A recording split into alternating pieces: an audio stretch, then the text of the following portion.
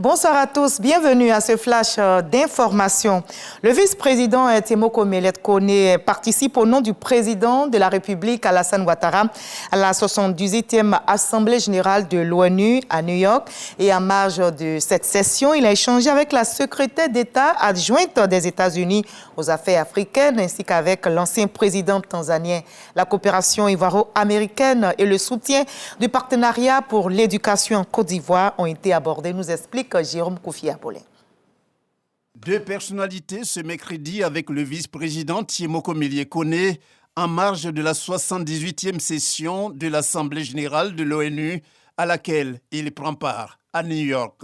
Au cours de la rencontre, tout d'abord entre le vice-président de la République et la secrétaire d'État adjointe des États-Unis aux affaires africaines, il a été notamment question des relations très fortes qui unissent les deux pays.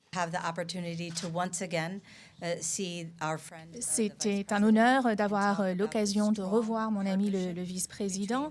Nous avons parlé de nos engagements dans les différents secteurs.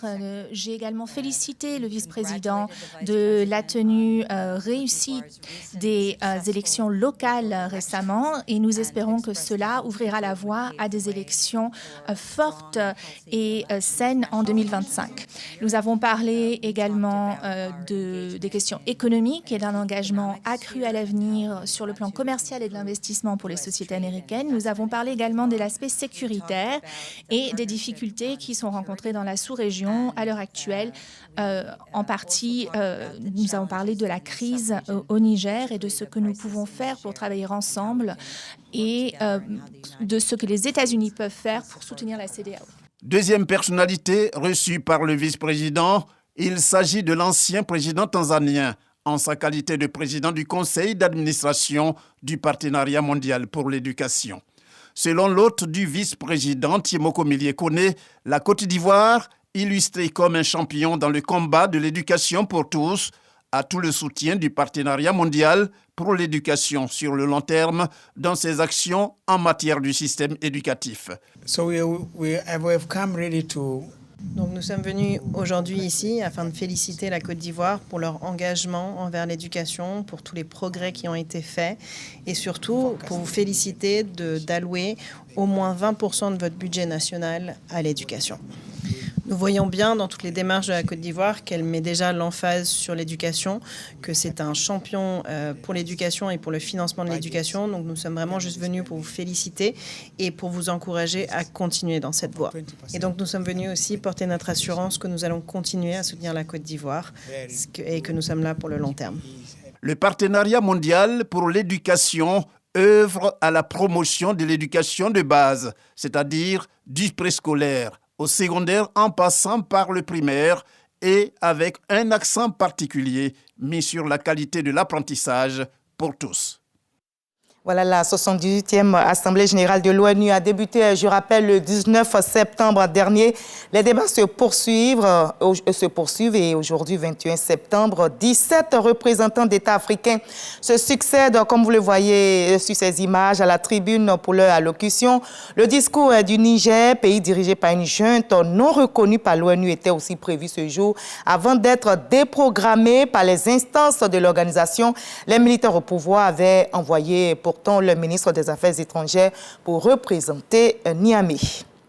Ici en Côte d'Ivoire, la première dame Dominique Ouattara, présidente du Comité national de surveillance des actions de lutte contre le travail des enfants, vient de lancer les activités du pacte pour la protection de l'enfance.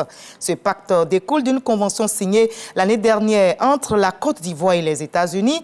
Un accord qui devrait permettre donc aux États-Unis d'appuyer notre pays dans ses efforts de lutte contre la traite et le travail des enfants, notamment à travers la prévention, la sensibilisation, la formation et un soutien matériel aux forces chargées de la répression. Ce pacte va durer 5 ans. Et nous aurons un dossier dans ce 20h consacré à la cherté de la vie en cette rentrée scolaire 2023-2024.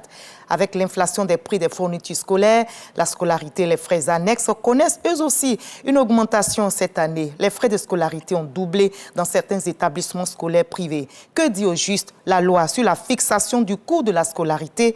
Y a-t-il une homologation ou plafonnement des prix du privé? Autant de questions auxquelles nous tenterons de trouver des réponses. C'est dans le dossier de ce 20h à suivre donc ce soir. Depuis 2011, l'État ivoirien s'est fixé pour objectif de couvrir à l'horizon 2025 tout le territoire national en électricité. 4 000 localités additionnelles sont déjà électrifiées. Alors, comment l'électricité a transformé les localités et les populations qui y ont déjà accès? Nos reporters ont fait une incursion dans des localités électrifiées. Nous ferons le constat dans ce 20h.